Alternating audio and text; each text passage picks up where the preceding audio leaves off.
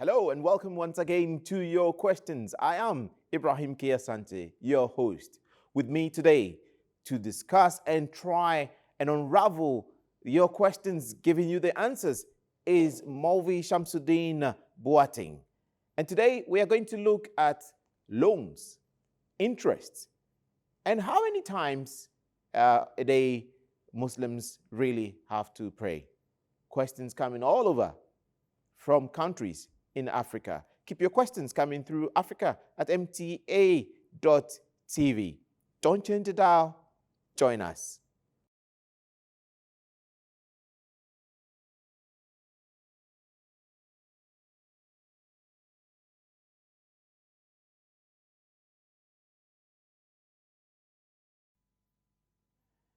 Hello and welcome to Your Questions. As said in the intro, we have Mulvi Shamsuddin Boating, who is a qualified missionary of the Ahmadiyya Muslim community, here today at the Wahab Adam Studios in Ghana to help us answer your questions. Let's go straight and take the first question, coming all the way from the Gambia. Assalamu alaikum warahmatullahi ta'ala wabarakatuhu. My name is Ibrahim Jan from the Gambia. It's the Quranic injunction to put loans into writings. Chapter 2, verse 283, applicable during social occasions between family and friends. Yes, as the gentleman was asking, are we supposed to put down some documentations when we are giving some loans to families and friends? Is there any Quranic backing to that? He stated the Quranic verse, thus Surah Al-Baqarah, chapter 2, verse 283. And he's speaking about writing down loans. Thus, one thing that we have to consider is this thing is not just limited to day-to-day activities and these social activities where if probably you are going out with a friend or a family member and you need $1 or just a cedi to get an ice cream or to buy something and you say, okay, let's go and sit down and put it into writing that I've given you 1 cedi. Oh, no, that's not what the Quran is talking about here. It's talking about business transactions, that in any serious business transactions, there should be documentations and not just word of mouth, where you just say that this person took, let's say, $1 million from me, and that's all, without any document backing. If there is going to be any business transaction, there should be documentation backing it. You see, and we shouldn't just think that if this is not done, it's a sin and Allah subhanahu wa ta'ala will be angry with us or those, but it's economic advice that in order to make our economy healthy and then to not to disturb anyone, it's important to always have documentation backing anything that you do when it comes to business transactions and any other important activity. If such is not done, the natural laws will take its course. Thus, if the person refuses to pay, what documentation do you have to back your sayings or your argument up if the person decides not to pay? So, is this not the reason why you should document even if it is one Ghana? That's just social. Send you a text message that I owe you 1 Ghana.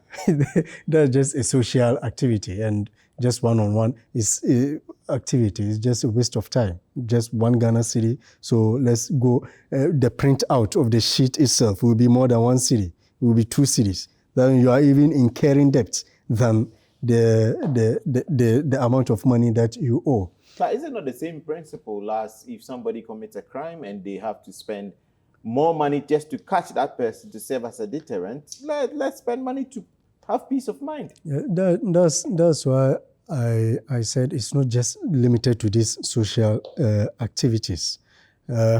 Because even if somebody is owing you 1 Ghana cedi, which court will take this issue serious, they will consider it to be just a waste of time. But if it's a business transaction, that one you have to be serious here. And this is the beauty of the teachings of Islam. This instruction and injunction was given some 1,400 years ago when the Muslims and the Arabs were illiterate. They didn't know writing. But Allah subhanahu wa ta'ala knew that there's going to be a time that writing and then knowledge will be everywhere. So it becomes important and compulsory for us to document everything. But word of mouth in business transaction and every serious documentation, every serious transaction should be documented so that it will not cause any problem. There are sometimes, even in the Jamaat, that such issues come up. What do you mean by Jamaat?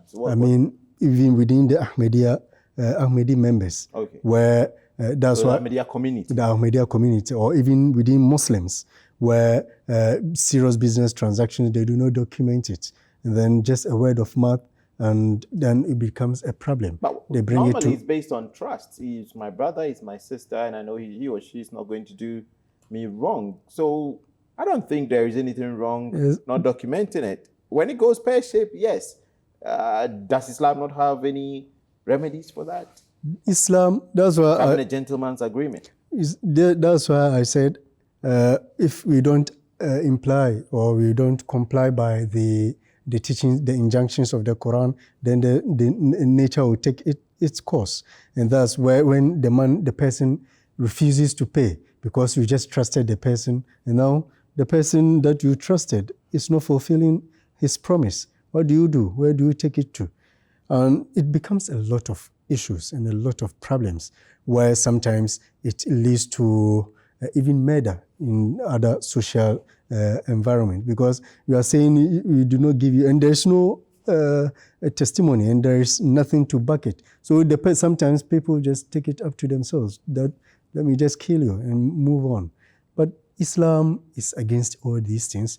That's why even if it's between brothers or siblings, so far as it's serious business transactions, you have to document it so that it will bring peace and harmony. Because if it's documented, you have your witnesses.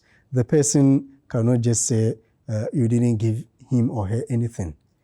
So it's important when in relation to business transaction, not just this social activity, give me $1 to buy ice cream or a toffee for my kid. No. Well, Maulvi Shamsuddin Buatin says it is important, according to the Islamic dictates, to document every business transaction to avoid doubt. Keep your questions coming through to africa@mta.tv. You're watching Your Questions coming to you from the Wahab Adam Studios here in Ghana. I remain your host, Ibrahim K. Asante. Let's go to the second question coming all the way again from the Gambia. Assalamu alaikum wa rahmatullahi wa barakatuh. My name is Hussein Usman Dabo from the Gambia, and my question read, what should a Muslim do with an interest he received from a bank? Hussein is asking a very interesting question. Muslims, I understand, correct me if I'm wrong, do not charge or receive interest. But here's the case, your money is in the bank, and the bank says, it's here. You've got some interest. When you get it, what do you do to it? Spend it? Take it to the mosque? Give it to your wife? Islam, as you stated, right, that Islam forbids anyone to spend interest directly.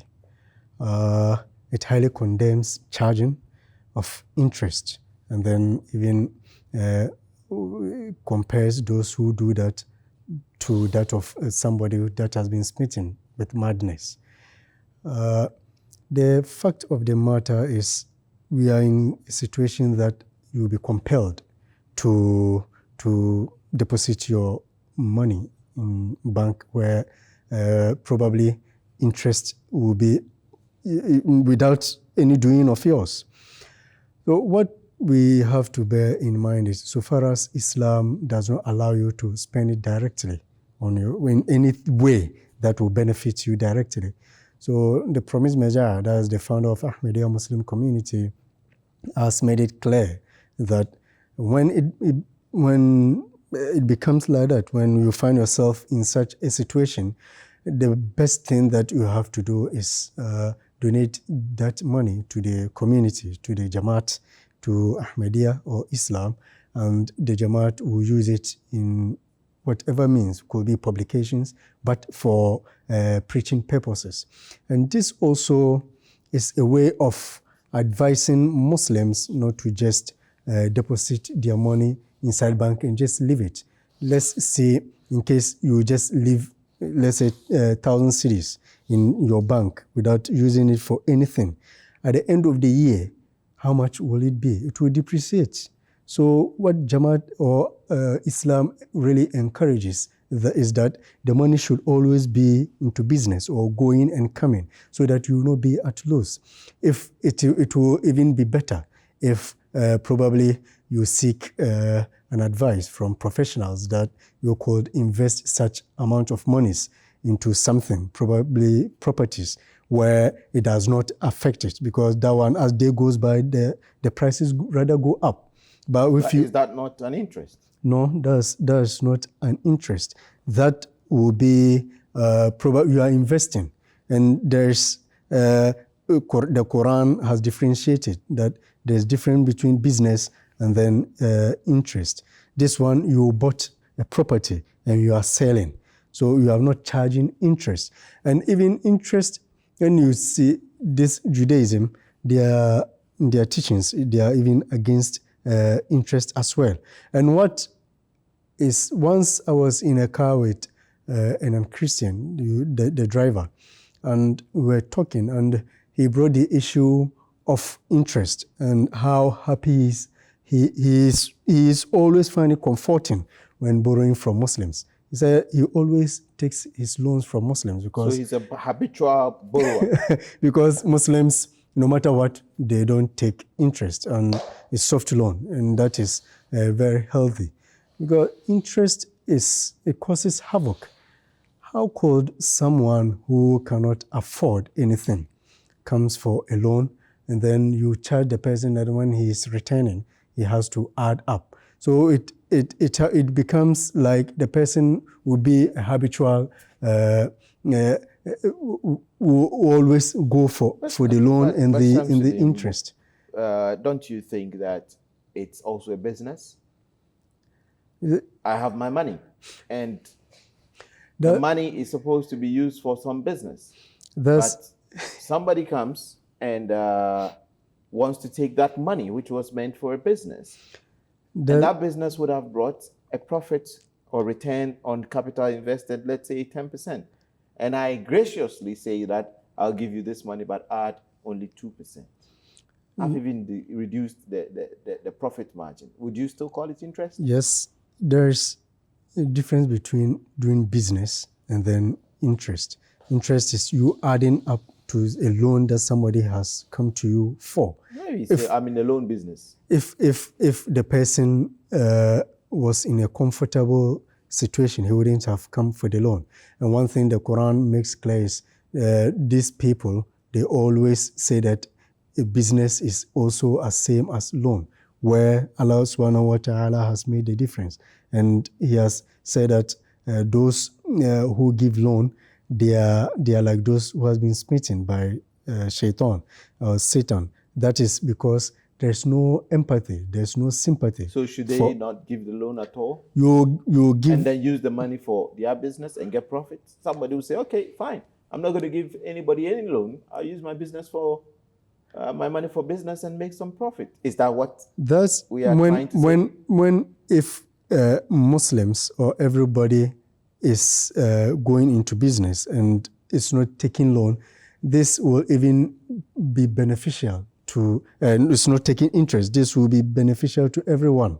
Because as I stated, if the person is in a dire need, the person is in a difficult situation, and you are just adding up, that's something that a mad person will do, because a mad person does not have empathy, does not have sympathy for anything. Because what is always that person, the mad person is always selfish, because that's what he thinks will benefit him. That's why the Quran compared those people to like those who has been smitten by, who has been beaten or been smitten by shaitan. That is interesting. You see, time value of money. As you rightly say, you put your money in the bank account and over time it may depreciate. So somebody coming for a loan of 1,000 cedis and is bringing it in 6 months' time, that 1,000, don't you think, will not be the same in terms of value? And that interest may not necessarily be exorbitant, but to compensate for the loss in terms of value. Does Islam not allow that? Not at all. If we take Islam, the history of Islam into consideration, during the time that Muslims were ruling majority of the world, you could see how flourishing businesses were, and then how comforting and comfortable people were, because the amount of money that they can, it was soft loan, and they could invest and get profit and pay back the seed money. But now what's happening? Even the big companies are suffering because of loans. The big countries are also suffering because of interest. Because instead, if they could have used the monies to invest and get profit, but the profit they will get every time, every day, the interest is going up. So they are always in difficulty. That's why Islam has forbidden interest, that we are not allowed at all to take interest. So Islam is all about empathy and sympathy for humanity. Islam is all about empathy and sympathy for humanity. Keep your questions coming through. Africa@mta.tv. This is your questions coming to you from the Wahab Adam Studios here in Ghana. Let's go and take our next question all the way from Ghana. My name is Isos Mandawood. I'm from Ghana. And my question is, why do Muslims pray 5 times a day? Prayers. Muslims. What is prayers to a Muslim? And according to the gentleman, why do Muslims pray 5 times in a day? Why not 1? Perhaps 10. Why 5? Is there any ritualistic thing about 5, the number 5? There is a great bond between the physical and the spiritual, the body and the soul. And as food nourishes the body physically, in the same way remembrance of Allah and praying also nourishes the soul. That is the food of the soul. So Islam has established these 5 daily prayers for Muslims to be always mindful. They will always be reminded of a supreme being, a creator who created them, and they just didn't come to this earth on their own right, and there is a purpose of their coming into this world. And the purpose is established in the Holy Quran, that I did not create man and the jinn, but that they worship me. And you cannot just come into this world and move around not fulfilling your purpose of coming.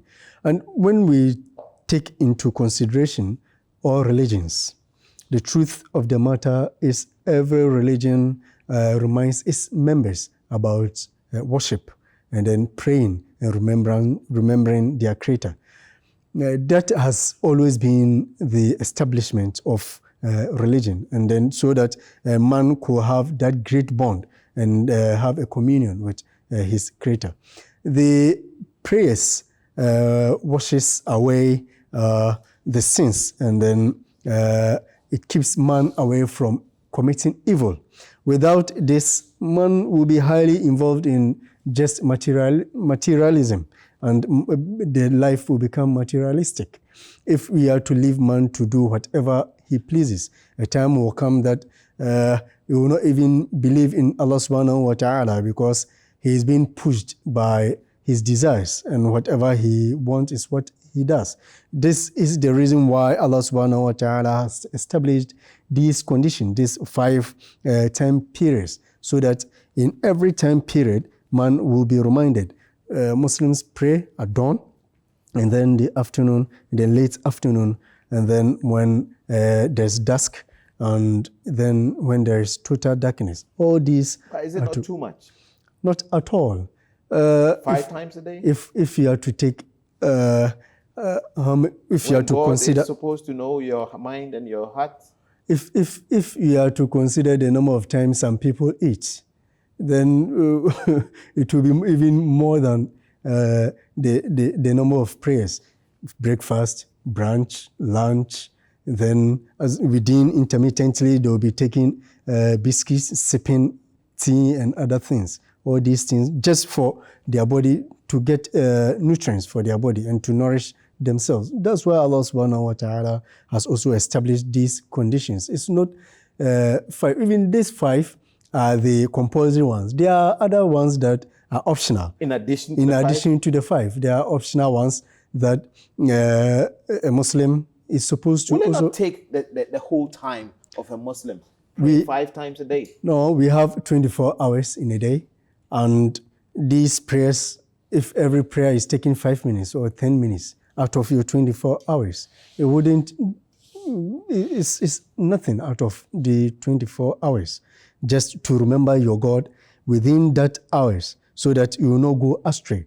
As He has given you strength and He has given you the ability, you are only thanking Him for giving you the strength and giving you the ability to go through your day-to-day activities. Is there any prescribed format for these prayers? Yes. Or you can just stand and say, God, I thank you, and you're done? No, every Muslim knows that they are prescribed. Some of our audience a majority of our audience are not Muslim, so Yeah, for the benefit of my audience. They are prescribed postures that every Muslim has to do before he completes the salat. And we call every complete posture a rak'ah, where you stand and then you say Allahu Akbar, as Allah is the greatest. Then you fold your arms and then you recite Fatiha, the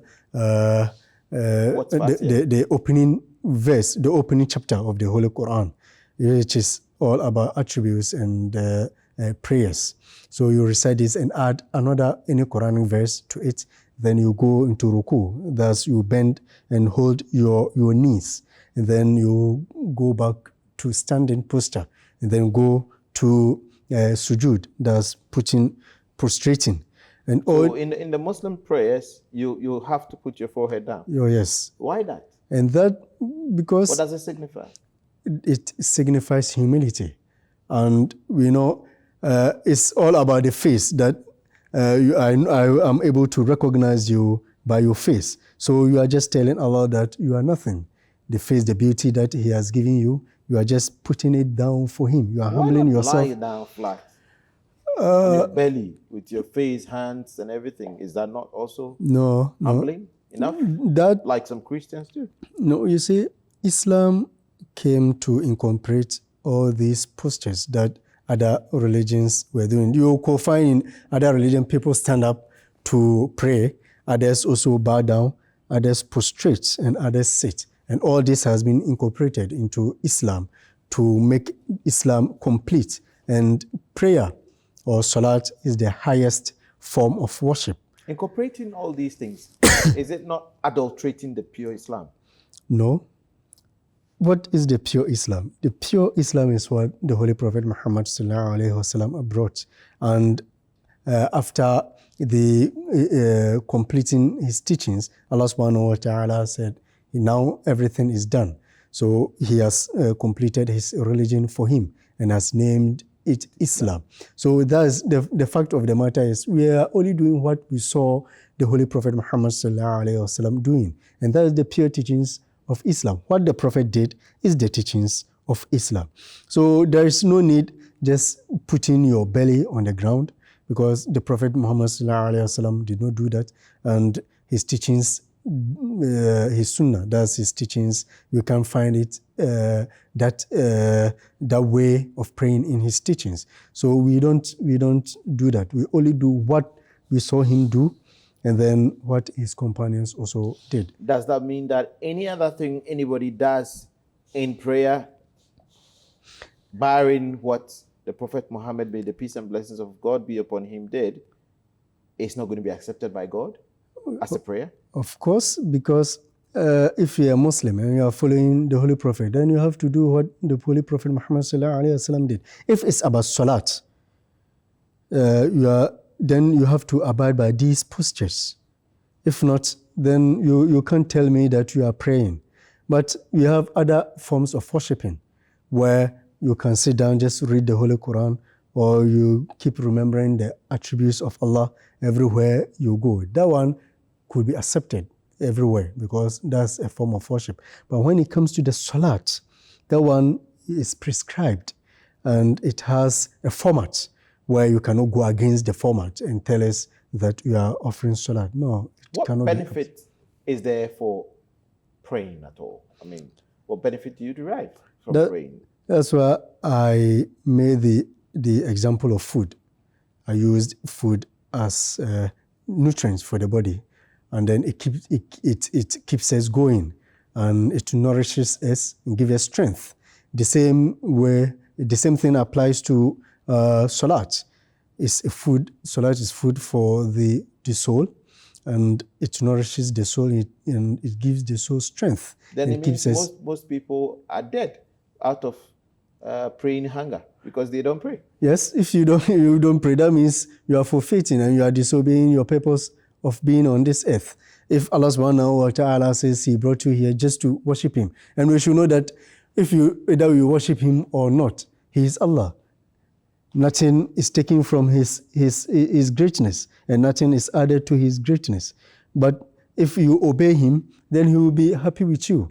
But if you do not, then who can bear the anger of Allah subhanahu wa ta'ala? If we are not able to bear the anger of the state or our beloved ones, if we are always afraid that our beloved ones get angry with us, then how do we have to feel comfortable for if Allah subhanahu wa ta'ala gets angry with us? So if Allah subhanahu wa ta'ala is telling us Muslims that our main purpose and objective of coming to this world, the basic one is to worship him, then we have to abide by that and obey him. Well, if Allah is telling us to pray, then we should abide by that and obey him. And that was Maulvi Shamsuddin Boatin, a qualified missionary of the Ahmadiyya Muslim community here in Ghana, helping us to answer your questions. Please keep your questions coming through to africa@mta.tv. I am Ibrahim K. Asante, and I remain your host. Please make a date and join us on our next episode. Thank you so much. Remember, love for all, hatred for none. See you next time.